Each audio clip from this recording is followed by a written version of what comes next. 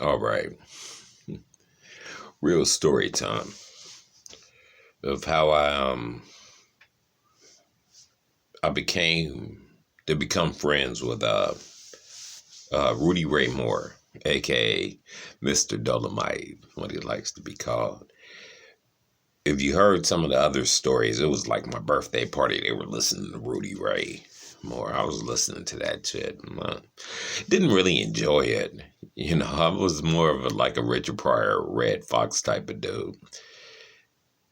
And I really didn't enjoy the movies either. I wasn't falling for that fake ass karate, even though I was a kid. I was like, what is this shit? So, years and years later, just in Seattle rapping, and people always would come up to me and like, man, you're like Dolemite. You're like Dolemite, I guess, because I do funny sexual rhymes or something. And so this is the MySpace days. This is like 2006, 2007.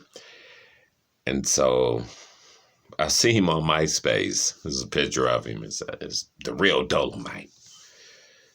So I just send a message and I'm like, yeah, they say I'm like you. But then, I had my internet turned off for months. So I was at my homeboy Kane's house. And I said, let me use your computer. So I get on the computer and I check my MySpace messages. And I had one from Dolemite and shit. It says, well, we got a show in Seattle. You can come and open up. And I'm like, damn, the show's that night. So I respond and I get a phone number back. And it's from Ice Cream. Ice Cream's down in Georgia somewhere. But he was dealing with Mr. Dolemite. And he told me the club it was at. And I had already been doing shows at this club. It was at the Fun House right across from McDonald's. Across from the Space Needle next to McDonald's. Like on 5th Avenue. And so I hit the owners up and said he wants me to come down there and rap. And so it was on. So I went down there, I caped up. I went down there and I was sitting out. They had this little backyard where you can play basketball. It was a patio. You can play basketball. They would grill out there. And I can't remember which door guy it was, but he came out and he said, Rudy's here. I need to go back and kiss some ass. I said, hold on. Save some of that ass for me. And they said, what are you going to do? What are you going to say to him? I said, I'm going back there to test his wit, And so I went back there and he was in like a hover round type of thing. He could still walk, but I guess it was easier to roll. And I got down on one knee because there was no reason that he had to look up to me. And I said, my father told me that he seen you in Cincinnati at the Safari Club when he was 15 years old. How long have you been doing this?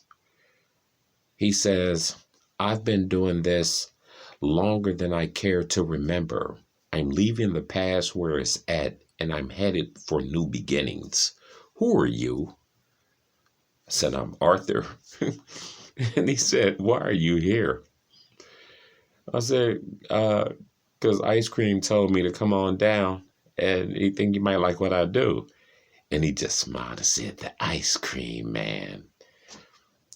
And so they gave me some shit down in Pioneer Square, like a fake-ass Mardi Gras necklace. So I gave it to Mr. Dolemite. I said, there's only one king in this building tonight.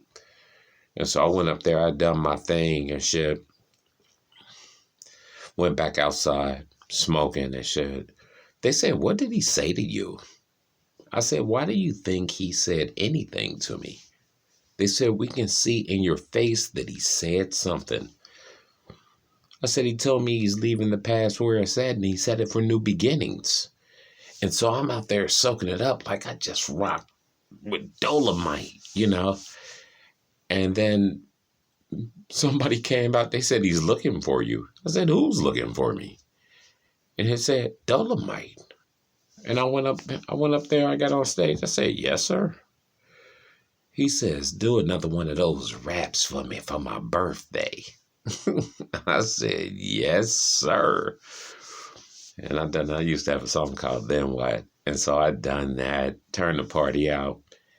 And I bent down and I whispered in his ear, thank you.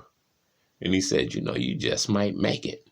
I said, I've already made it. I'm rapping with Dolemite. Who's going to tell me shit?